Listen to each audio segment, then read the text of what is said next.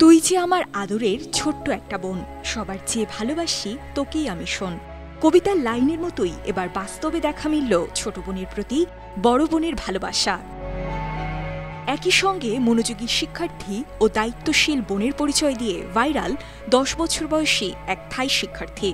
Viral ওই ভিডিওতে দেখা যায় স্কুল শিক্ষার্থী গ্রিন এক হাতে তার বোনকে ফিডারে দুধ খাওয়াচ্ছে, অন্য হাতে ক্লাসের নোট লিখছে। ক্লাস চলাকালীন এমন ঘটনার একটি ভিডিও ছড়িয়ে পড়েছে টিকটকে। থাই গণমাধ্যমের বরাতে জানা গেছে, গ্রিন মধ্য থাইল্যান্ডের প্রাচীন বুরি প্রদেশের বেনলং খামচাম স্কুলের শিক্ষার্থী। প্রতিদিনের মতো সেদিনও স্কুলে আসে সে, তবে তার মা কাজে ব্যস্ত থাকায় সঙ্গে করে নিয়ে আসে 1 বছর বয়সী ছোট্ট বোনকে। এরই মধ্যে ক্লাস শুরু হয়ে যাওয়ায় এক হাতে ক্লাসের নোট লিখছিল আর অন্য হাতে ছোট বোনকে বুকে জড়িয়ে ধরে ফিডারে দুধ খাওয়াচ্ছিল গ্রিন। বিরল এই ঘটনাটি তখনই ভিডিওতে ধারণ করেন পাঠদানরত শিক্ষিকা।